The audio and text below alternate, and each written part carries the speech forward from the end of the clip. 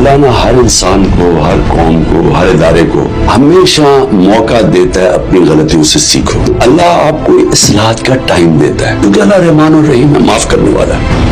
लेकिन वो आप जब अपनी गलतियां दोहराते रहें और सीखे ना और एक इंसाफ का निजाम ना कायम करें तो फिर आगे तबाही है। किसी को इस तरह के आदमी को जो कि इनके सामने हाथ खड़े करके हो जाए और उससे कोई मुल्क ठीक हो जाएगा, मुल्क तो अब उधर चला गया कि वो ठीक हो ही नहीं सकता जब तक कि आप सर्जरी ना करें, बड़े फैसले ना करें, अवाम के मैंडेट से कोई आए जो कि मुल्क में इस्लाह करे। सबसे इंपॉर्टेंट चीज है रूल ऑफ लॉ।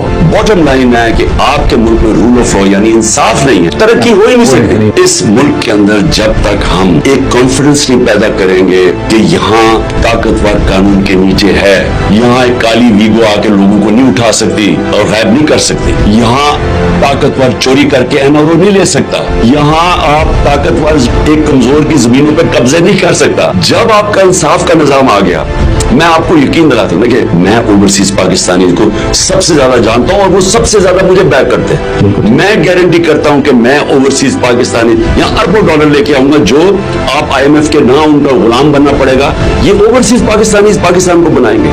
हमारे पास इतनी बड़ी रिसोर्स बार बैठी हुई है, वो उसको हम आने नहीं देते। इस निजाम ठीक करना है।